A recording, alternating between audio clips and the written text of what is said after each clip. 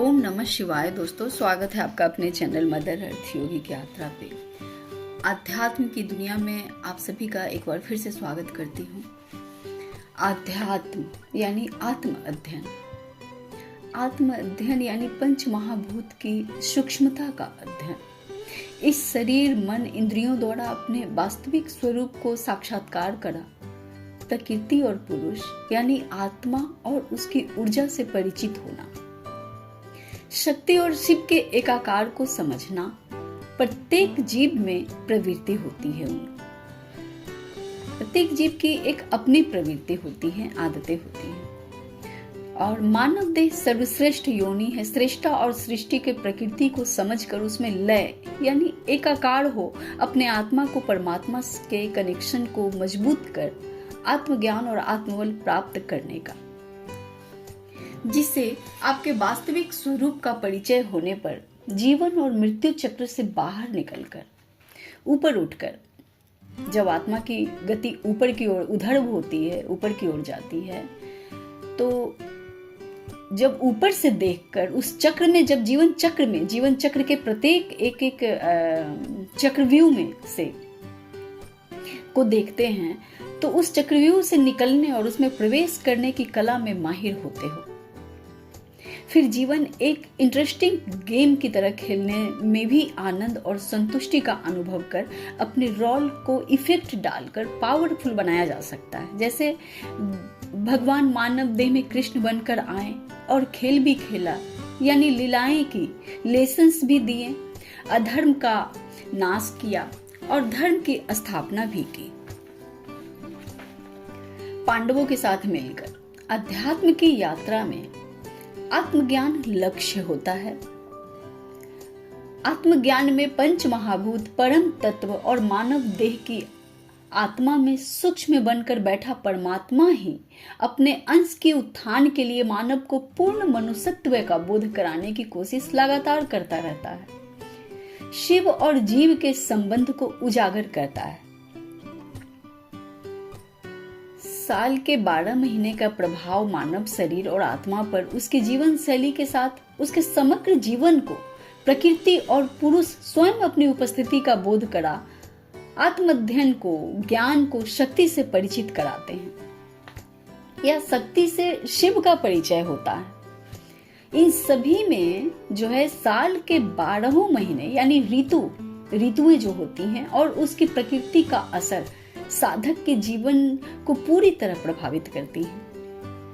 ऋतुएं यानी प्रकृति के स्वभाव को बड़े बड़े ऋषि मुनि सभी ने अध्ययन बड़ी सूक्ष्मता से की है।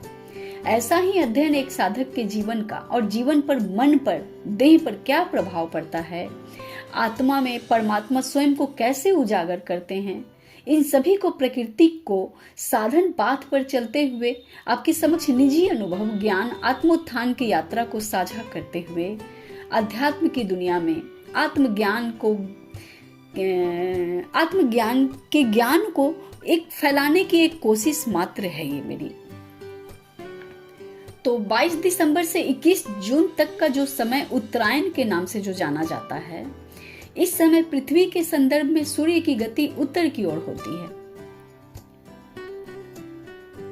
डेट नोट कीजिए, 22 दिसंबर से 21 जून तक का समय, जो समय जो है सूर्य के उत्तरायण के नाम से जाना जाता है। इस समय पृथ्वी के संदर्भ में सूर्य की गति उत्तर की ओर होती है। ऐसा होने पर शरीर में ऊर्जा ऊपर के चक्रों पर प्रबल हो जाती है। सूर्य जब उत्तरायण होते हैं यानी दिसंबर से 21 जून तक के समय को ज्ञान पथ कहते हैं। यानी अगर आप आध्यात्मिक जगत में कदम रखना चाहते हैं तो ये समय आपके लिए सहायक हो सकता है, क्योंकि शारीरिक ऊर्जा ऊपर की ओर खींचती है। अगर आप थोड़ा अपने ऊपर ध्यान दें तो आज्ञा और सहस्त्रसार में ऊर्जा चढ़ती है, यानी साधन पाथ पे बहुत मदद मिलती है आत्मोत्थान के लिए। और सूक्ष्मता से अपने शरीर के जो शरीर रूपी मशीन है, जो यंत्र है, उस यंत्र के क्रियाकलाप ऋतुओं द्वारा, महीनों द्वारा और उनके प्रभाव द्वारा समझने में ऐसे ही आत्मज्ञान के लेसन्स को, आत्मज्ञान के अनुभव को साझा करते हुए मैं कंचन आप सभी से फिर से एक बार स्वागत करती हूँ आप सभी का कुछ निजी आध्यात्मिक पाठ की डायरी से। तो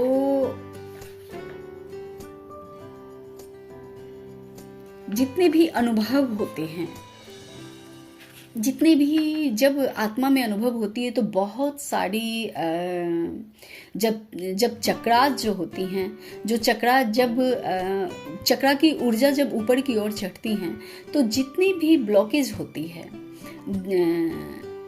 उस चक्रा में मन स्थिति की, पास्ट लाइफ की, जन्मों जन्मांतर के जो गांठें हैं वो खुलती चली जाती है। और जब खुलती चली जाती है तो अलग ही एक एस्पेक्ट जो है जीवन का और अर्थ मानव देह का, अर्थ जन्म का, ये सब चीजें साधक को स्वतः ही स्फुरना के द्वारा पता चलने लगता है। तो ऐसे ही कुछ अनुभव को साझा करते हुए जो आप सभी साधक को बहुत ज़्यादा हेल्प करेंगी। तो ये फरवरी का जो महीना है, ये फरवरी के महीने में जब 22 दिसंबर से 21 जून तक के समय को जो उत्तरायण की ओर होती है तो जून तक का समय जो है ये ज्ञान पद को दर्शाता है। आपके ज्ञान जो है, आपके सूक्ष्म शरीर के ज्ञान जो हैं, एस्ट्रल ट्रेवल के जो ज्ञान हैं, वो सभी चीज उजागर होने लगती है। तो आत्मा को वहन करती है वो शरीर है, और आत्मा की गहराई में पहुंचने के लिए शारीरिक प्रणाली तंत्र माने शरीर रूपी यंत्र के तंत्र को समझना जरूरी है, जिसे तंत्र विज्ञान कहते हैं अध्यात्म की भाषा में। जिसे आत्मा तक पहुंचने के लिए शारीरिक सफाई या तो मनुष्य स्वयं करता है या प्रकृति करती है। मनुष्य स्वयं करता है तो उसे साधन पाद पे चलना होता है, भक्ति मार्ग के द्वारा भी प्राप्त की जा सकती है। और जब प्रकृति करती है, जब स्वयं उसके साथ घटनाएं होती है तो उस घटना से एक ज्ञान का मार्ग खुलता है, जिसको ज्ञान मार्ग कहते हैं। और ये दोनों मार्गों का चयन आपके पूर्व जन्म के कर्म या प्रारब्ध यानी पुण्य का अर्जन या पुण्य का क्षय करता है। यानी काल या समय ही महान है, बलवान है, भगवान है, क्योंकि वही महाकाल है। और इन दोनों मार्गों के अधिष्ठाता जो हैं पुरुष और प्रकृति है, यानी शिव और शक्ति। तंत्र विज्ञान शिव महापुराण के अनुसार सर्वप्रथम शिव ने शक्ति को ये ज्ञान दिया था।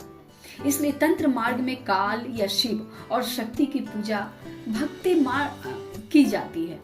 और भक्ति मार्ग सर्वसुलभ है सभी के लिए, जिनमें शिव पार्वती या राधा कृष्ण या सीता राम है, जिनमें स्वयं भगवान अवतार लेकर आते हैं, लीलाएं की हैं, आए हैं और उन्होंने लीलाएं की हैं और पृथ्वी के जनमानस के आत्मिक उत्थान का सूत्र दिया है।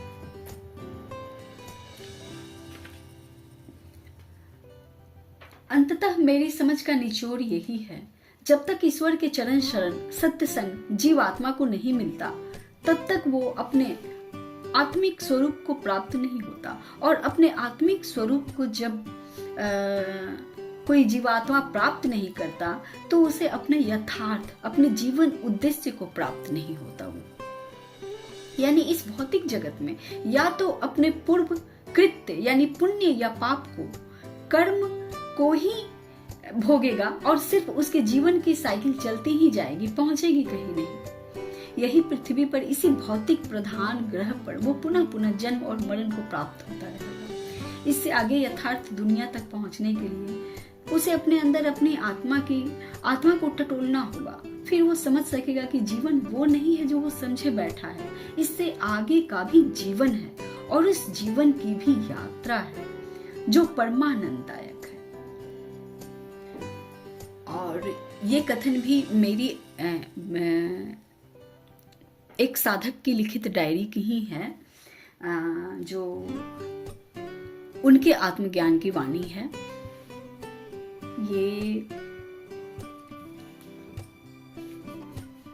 ये जो है कंटिन्यू रहेंगी आप सभी के साथ साझा करते हुए। और ये जो है वो साल के दूसरे महीने यानी फरवरी मास की जो धीरे धीरे जो रिवील होता है ज्ञान, जो शिवत्व, जो अपने आप को जो शिव उजागर करते हैं आत्मा में, साधक के शरीर और आत्मा में, ये उसी की अनुभव मात्र है। तो इस तरह के अनुभव को साझा करते हुए इसलिए प्रसन्नता हो रही है कि बहुत सारे साधक आज अनभिज्ञ नहीं हैं इस जीवन पथ पर चलते हुए और काल के गति को देखते हुए।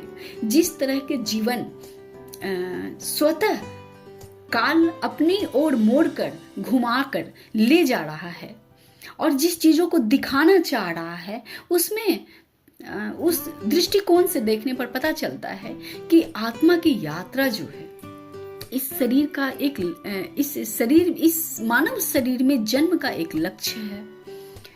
और उस लक्ष्य को प्राप्त करने हेतु जो है प्रत्येक मानव को अपने आत्मज्ञान से सिंचित होना पड़ेगा, अपने आत्म तत्व को समझना पड़ेगा।